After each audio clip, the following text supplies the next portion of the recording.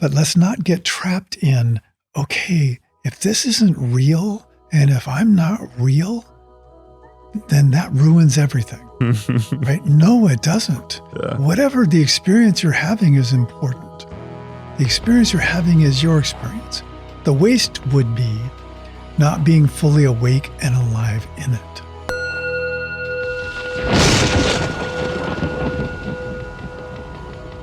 Hello, everyone. Welcome back to The Crack Between the Worlds. I'm Mark Wald. My partner in time today is again Jordan Anderson, and we're diving into part 2 on our conversation on the nature of reality. And today we're slipping into my personal favorite model, dream theory, where consciousness is awakening to itself and maybe dreaming us into existence in the process. Are you ready? 1, 2, 3, go. Up until now, we've gotten through basic conversations about duality and a fairly good understanding of the simulation theory. Mm-hmm. Anything about that anything more you want to say about any of those things? Or No, I think those are good, good foundational pieces again to ultimately where we're going. Excited to hear what your thoughts are on the dream theory and how you tie that to simulation theory as well. So let's dive in. Yeah. So dream theory, and this is something that was introduced to me probably over 30 years ago. I think actually the first time I started thinking about dream theory was when I was in Japan and I was studying a little bit of Zen, and something about Buddhism and the way it was described, everything as an illusion, started triggering something in me. But so with dream theory, I have my own mythology. And I discussed in our last session a little bit about consciousness, right? And so I'm not going to redefine that again, but I'm going to build off of that. So the way that I imagine this, first of all, it's important to understand that awareness, conscious awareness cannot happen without something to be aware of. And what that means is if I ask you to be consciously aware of nothing, if you were to close your eyes and imagine, and I invite everybody listening to this to try this, to close your eyes and imagine nothing, that outside of you, there's nothing. There's only you, and outside of you, there is nothing. You can't do it. Yeah. That you can imagine empty space, you can imagine blackness, you can imagine all kinds of things, but it's not nothing. Yeah. And the only way to have a way to experience nothing is to be unconscious. So if you passed out right now and woke up 10 minutes later and asked, what was your experience? You would say, Nothing. Nothing. Yeah. And that is consciousness experiencing nothing. There is nothing. So it's important to understand that conscious awareness needs something to be aware of. So this is sort of like the previous conversation about duality. Duality is the playground for that to happen. Yep. Okay. And in my earlier description, I mentioned that I think conscious is not only fundamental, but it's primary, that everything is made up of consciousness, that consciousness is the foundation. And so and this is where my mythology starts. If you assume Big Bang, okay, and you have now this universe that is whatever it is, and if it were to reverse and go backwards, it would become eventually infinitely massive and infinitely small. It would become everything and nothing at the same time. And this is important because a lot of people who think about the Big Bang say, how can something come from nothing? And I'm saying it didn't. It was everything and nothing at the same time. It was infinitely massive and infinitely small. That's the beginning of the universe. To me, that is God. So when I mentioned to you before that actually understanding this led me to believing in God again, not the God, I hate using that word because it's not the God people think of when they think about religions, but that there is this experience of something that maybe we mythologize that is consciousness, the great spirit, that kind of thing. So if infinitely massive and infinitely small, everything and nothing at the same time, the ultimate paradox, that is God. Mm-hmm. And that consciousness, if it's going to evolve, if evolution is the intention, if having the experience of itself, if having awareness, self-awareness, if it's going to evolve in some way, it's going to require something to experience, something to be aware of. Mm-hmm. And so this is where the Big Bang starts, is that then consciousness creates the illusion of separation. Okay. And the Big Bang happens, and then we have this experience of duality, where we have all the opposites, everything is here, is setting the stage for experience and awareness to happen. Mm-hmm. And so if we take that to the step of you and I sitting here, and we talked about this in our last conversation, that you see something other than you sitting over here, Mm-hmm. and I see something other than me sitting over there, but that is kind of an illusion. It serves a purpose for awareness to happen. You are consciousness in that shape and form, kind of like we talked about karma, but that is what you are evolving. Mm. And I am evolving this. This is sort of my responsibility, my job, whatever you want. I don't know. These are words we use to describe something that's beyond our understanding. But we have this illusion of separation. And through things like meditation and deep work, we can get past that illusion to some degree. We can feel the lack of separation. We can feel what somebody else is feeling. We can touch into somebody else's experience. We can cross the barrier to some degree. So in a way, it almost sounds like there isn't duality.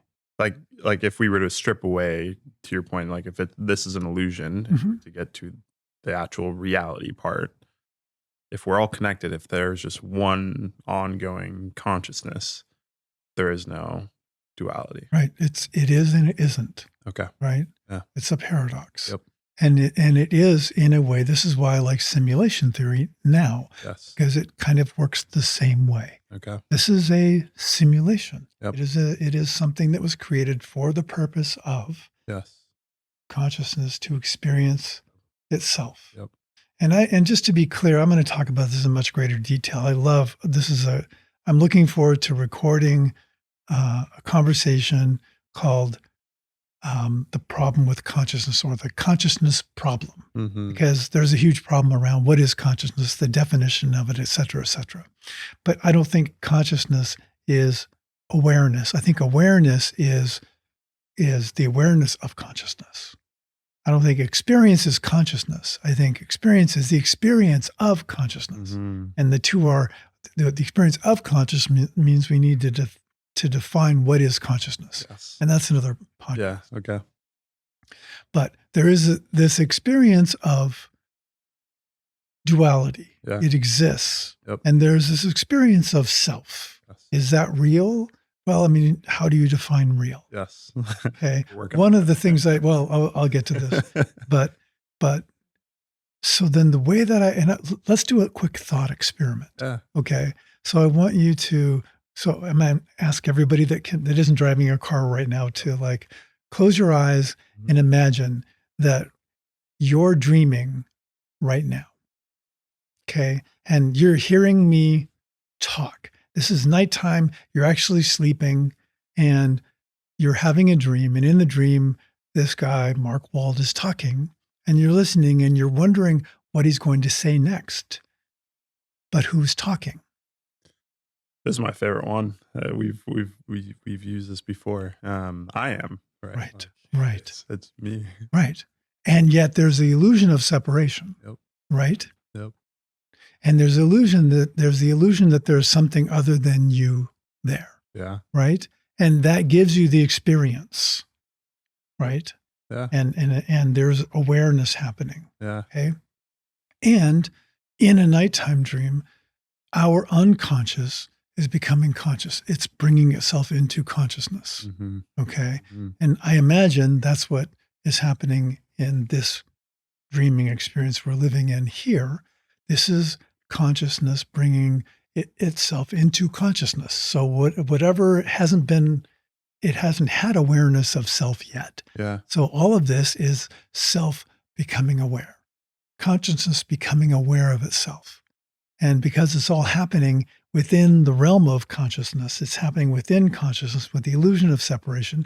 It's a lot like a nighttime dream. Mm-hmm. It's a lot like a nighttime dream. How is, I guess, is that the part that's slightly different from simulation in the sense of the subconscious coming out to be more conscious, or simulation has the same intention?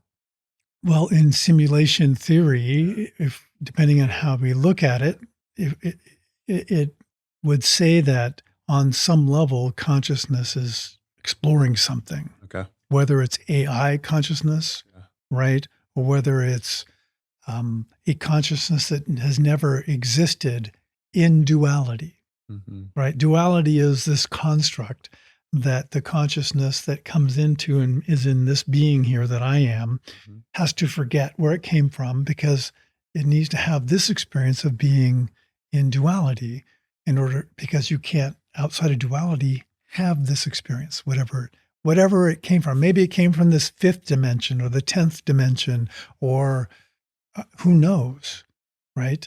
What exists outside of what we know? Exactly. We know very little. Exactly.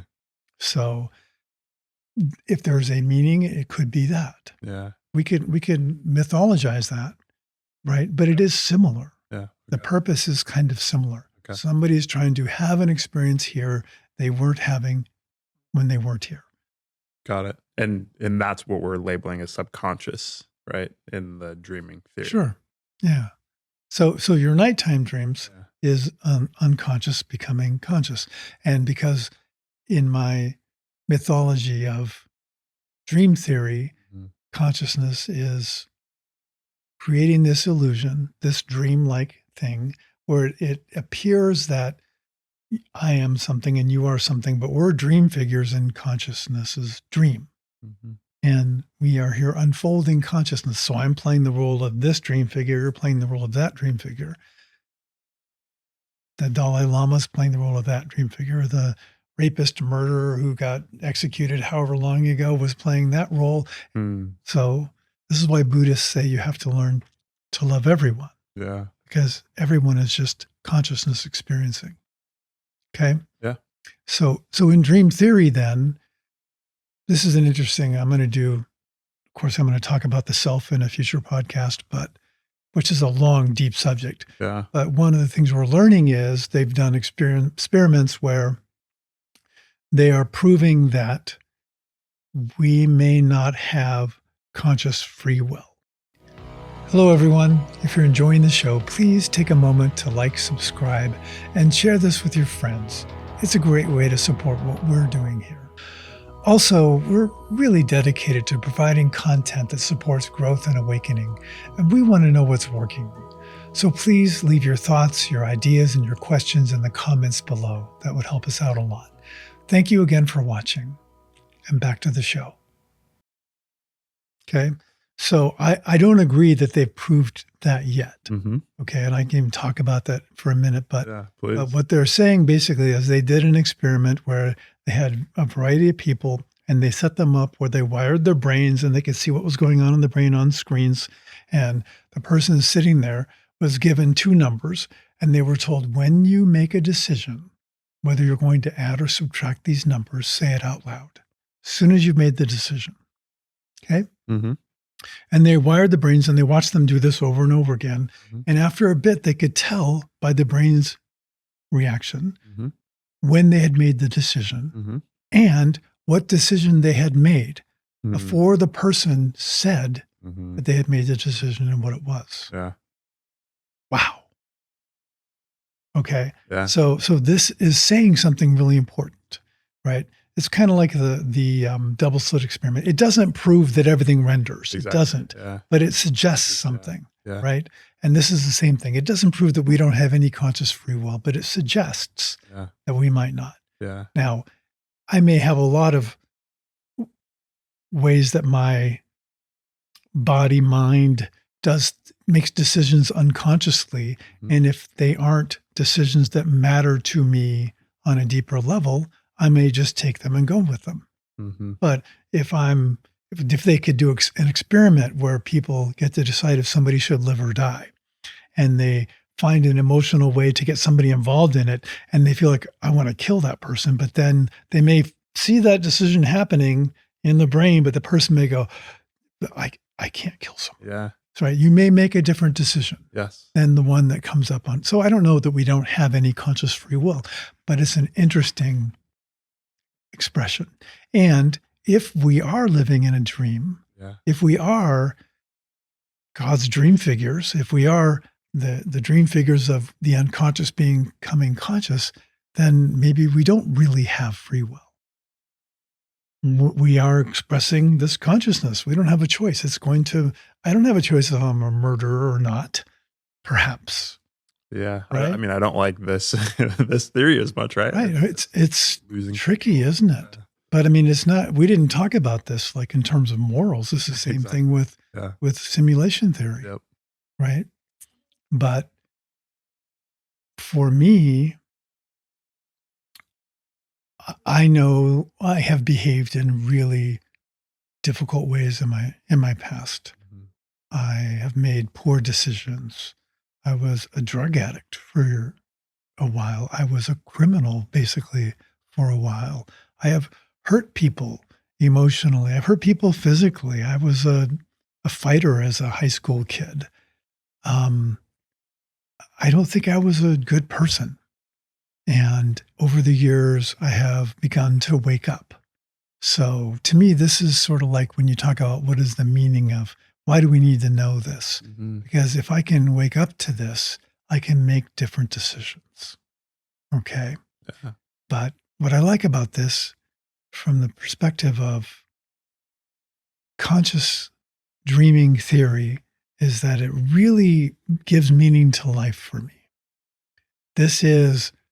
The purpose is consciousness becoming aware of itself. And I am playing a role in that.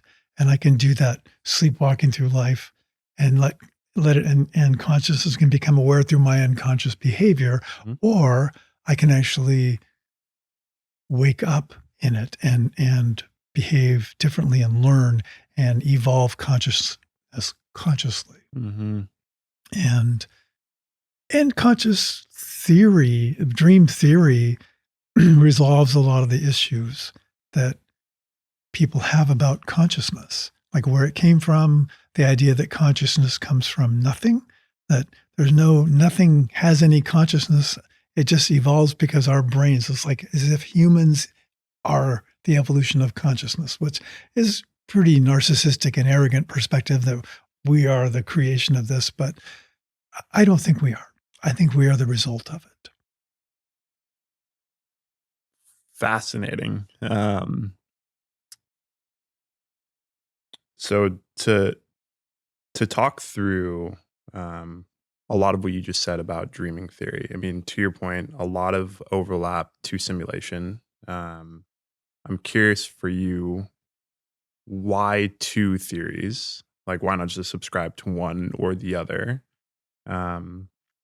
I know we're going to talk about how you use them eventually, but I'm curious if there's any things, examples or stories that you have that help to really further solidify why you might choose one over the other. So again, because I don't think of these as reality, these are just models, and I don't need to choose one over the other. That would be like the idea that I'm deciding, okay, this really is just a dream.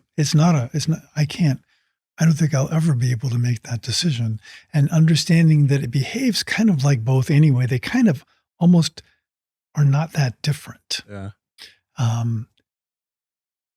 So under different circumstances, when I see it as a simulation, it helps me understand how to behave in it under different circumstances. When I see it as a dream, it again changes how I behave in it, how I decide what is happening.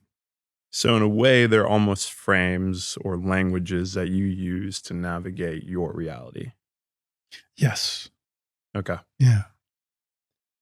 These two models, we touched on religion, right? Being kind of a different model, Hmm. but having many of the same overlaps. Right.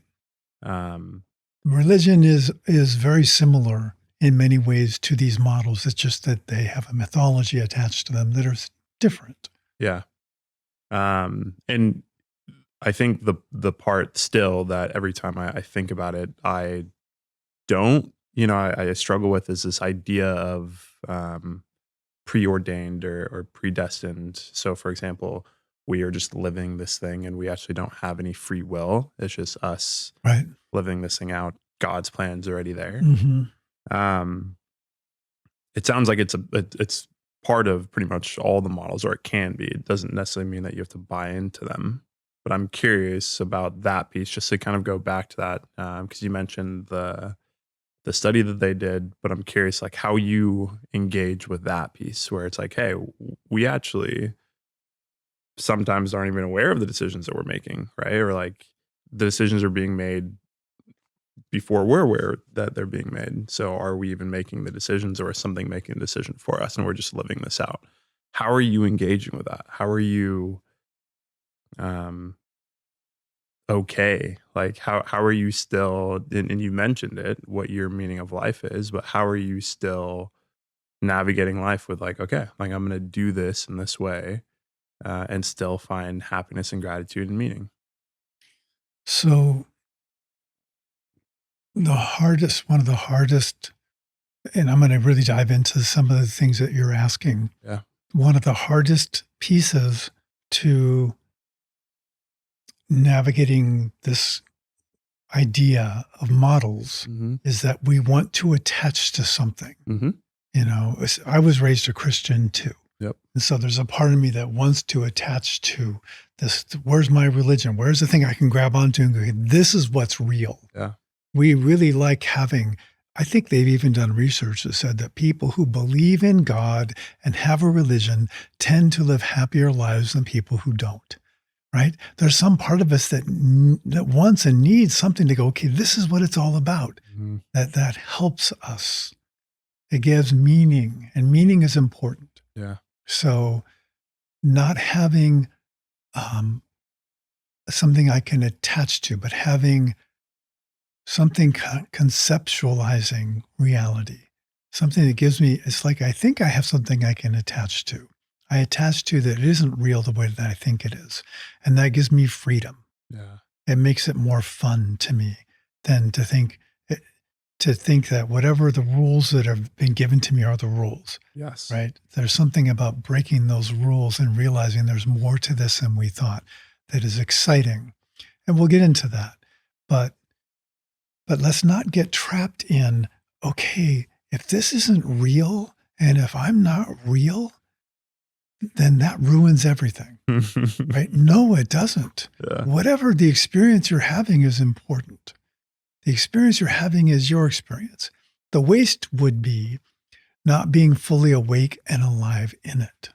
Mm. That would be the waste, to just sleepwalk. And I'm not saying that's an opinion. Yeah. I'm not saying everybody should wake up right now, and I'm just saying for me. Yeah. So let me rephrase that. The waste for me in my life is that I would sleepwalk through life and not be awake and present, that I would just rationalize and justify the bad behaviors that I used to have or whatever. Mm-hmm. And instead, I'm becoming actually more present, happier.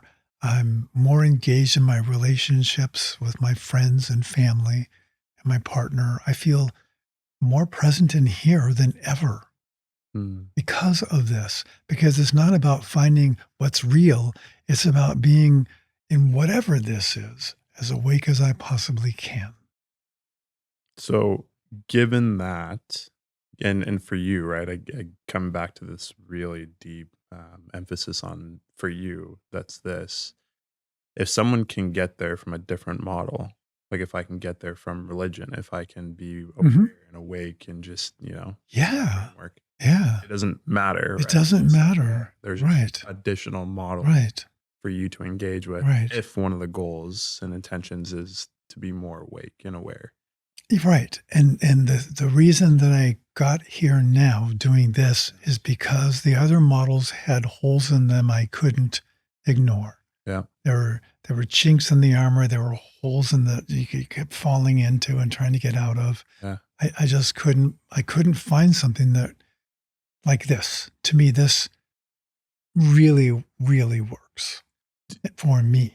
Do you know where the models come from? Like, do you know, like, I think that the idea that this is an illusion goes back to, Hinduism, I think. okay. Buddhism is thousands of years ago, Yeah. right? That people were describing this as an illusion. They were saying that this is all made up of energy and vibration Yes. thousands of years ago. Yeah. So, it depends on how you define it. I'm not sure who the first person who said, hey, this is behaving like a dream. Mm-hmm. But I think it's been around for a long, long time. Yeah. And even in Native American cultures, and there's that concept of dream time in Maori culture. It's been around a long time. That makes sense. And I want to say, so this is probably a good place to stop. And we'll pick up we'll do a part 3. Is that okay? And we'll talk about the things you've been asking about. Thank you. Okay. And I want to say to you, and part of the answer to your question, the way that I see this is, the reality is, this is a dream. The dream is that this is reality. Mm-hmm. And the dream is real. So it matters and it doesn't matter. Yeah. That's a riddle. That's a fun riddle, though. Yeah. Dream and reality. Yeah. With an equal sign. So thank you everybody for joining us today, and we will be picking up for part 3. So looking forward to see you next time. And remember, be good to you. The Crack Between the Worlds is conceived and hosted by Mark Wald, produced, engineered, and edited by Lloyd Lemmerman. Music composed by Kindly, a Turning on the Lights production. For updates, visit Crack Between the Worlds and our Instagram @The Crack Between the Worlds.